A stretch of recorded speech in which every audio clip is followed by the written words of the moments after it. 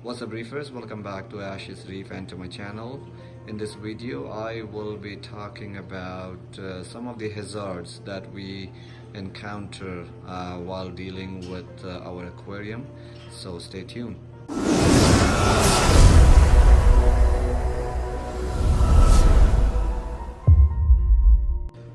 Although this hobby is one of the most beautiful hobby, to have that small piece of mini ocean in a glass box in your house, but we also at times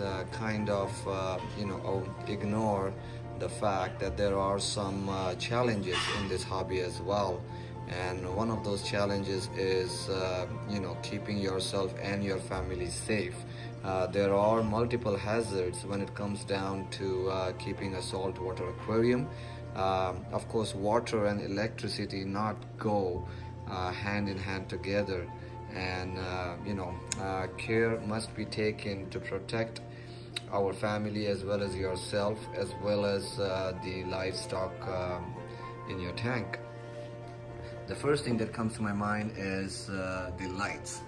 Most of the lights nowadays we hang either off the ceiling, as you see in my case, and or sometimes you use brackets at the back where the LEDs usually now come, where you hang your LEDs from the back of the wall. It is very important to know that these are all powered by electricity, and if you do not secure them proper way and follow the manufacturer's instructions, you could seriously create a fire hazard in your house, and that could definitely cost you a lot of money, not to mention the stress and your health wise as well. So this is going to be one of the most important topic of discussion today. Is please make sure that you secure your light fixtures in a real manufacturer suggested way. They have done the testing, and that's why they provide you with those suggestions.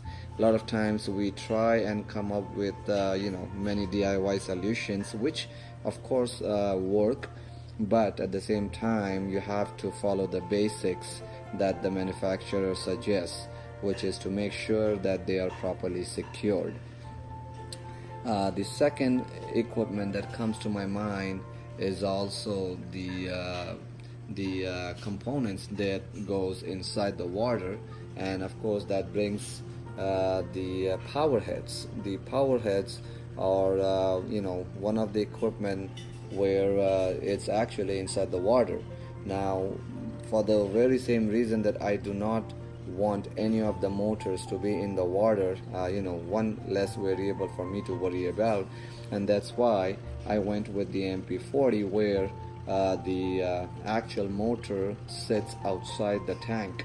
So this way there is less chance of water hitting that motor and creating any hazards that can come out of this. So there are of course a lot of other products out there in the market, and they have done their studies, they have already done their tests, and that's why they are selling those products outside. So just keep an eye on them as well. Periodic cleaning of them, periodic just to check on them. If you are using one of those power heads which are installed inside your water, when I say inside the water, which means the motor is sitting inside the water, a periodic check on the casings and whatnot will help in protecting yourself, your family, and your tank and your house a long way. Sometimes when we are cleaning, and the purple algae gets so thick on the power heads, and if you are trying to clean it with a laser sharp knife or anything, you might accidentally damage the casing of that power head sitting in the water, and accidentally you can even damage the cord while moving the rock inside the aquarium, right? So just a visual inspection once in a while will go a long way to protect yourself. The other thing that comes to my mind is the heaters, and these are by far the majority of the reasons for the crash in your tank. See, the one that I'm using here is a regular Eheim 300 watt, but and this is a glass body, right? The hazard with this guy is if I move that rock too close to him, it could damage the casing on that glass, and it could seriously create not only it will leak the copper into my water column, and it could damage all my livestock, but it could also create the power hazard. I've been there in the past, when I was new to the hobby, and I was kind of moving around my heater, and it kind of broke the casing at the very bottom, and that pretty much kind of created a burning hazard. I smelled as if something was burning, and sure enough it was my heater, and that pretty much killed some of my fishes. This was back in the years, right? So lesson learned: once you install these guys, do not move anything around them, just keep them the way it is. The more you keep them stable, you will have less to worry about, right? Also the cords, make sure to keep an inspection on the cords as well, and do not bother them. If you want to do any maintenance on these guys, if you want to clean them whatsoever, please make sure you guys turn them off first before taking them out of the water, as well as before touching their actual glass body, because it's usually warm. It's always good to use some kind of soft cloth to touch them. So this is also one of the hazards in the aquarium industry as well that could go wrong. The other thing that comes to my mind, which sits in the water, is our skimmers. The skimmer pumps are always in the water, and oftentimes we only see the skimmit and the air bubbles. But you also have to keep in mind that the pump is sitting in the water, and you could get electrocuted if it's not secured well, or if there is a cut in the wire and whatnot. So a periodic maintenance on them, a visual inspection on them, can also go a long way. So anything that's inside the water and it's running, I would always recommend to inspect them once in a while, just to make sure, right, there is nothing wrong with them. I also suggest testing. You could use one of those equipment from the electric store, where you kind of touch them along with a grounded probe and see if there is any stray voltage coming out of the pumps or in the water. That can eliminate some of the shocks that you can get as well, especially if you have a less immune system and you get electrocuted.